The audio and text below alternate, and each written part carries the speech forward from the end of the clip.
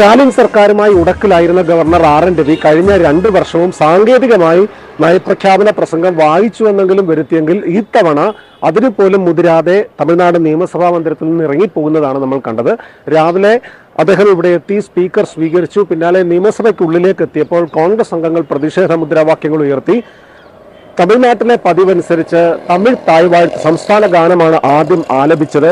അതിനുശേഷം ഗവർണർ പറയുന്നത് അദ്ദേഹം ദേശീയ ഗാനം ആലപിക്കണമെന്ന് മുഖ്യമന്ത്രിയോടും സ്പീക്കറോടും ആവശ്യപ്പെട്ടു. എന്നാൽ രണ്ടുപേരും അതിന് വഴങ്ങിയില്ല.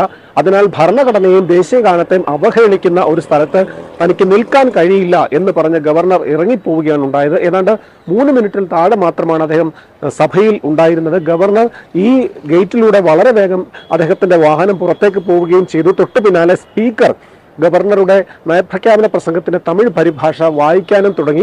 ഇതിനിടയിൽ അണ്ണാ സർവകലാശാല ബലാത്സംഗ കേസുമായി ബന്ധപ്പെട്ട വിഷയമുയർത്തി സാർ ആരാണ് എന്ന ചോദ്യവുമായി അണ്ണാ DMK അംഗങ്ങൾ ഇറങ്ങിപ്പോവുകയും മുൻ മുഖ്യമന്ത്രിയായ പ്രതിപക്ഷ നേതാവ് എടപ്പാടി പളനിസ്വാമിയുടെ നേതൃത്വത്തിൽ പ്രതിഷേധമുയർത്തുകയും ചെയ്തു. എന്തായാലും സാങ്കേതികമായി ഗവർണർ നയപ്രഖ്യാപന പ്രസംഗം വായിക്കാതിരിക്കുന്നത് ഒരുപക്ഷെ അദ്ദേഹത്തിനെതിരെ നിയമ പോരാട്ടങ്ങൾക്ക് കൂടി സ്റ്റാലിൻ സർക്കാരിനെ നയിക്കുന്നതിന് കാരണമായേക്കും.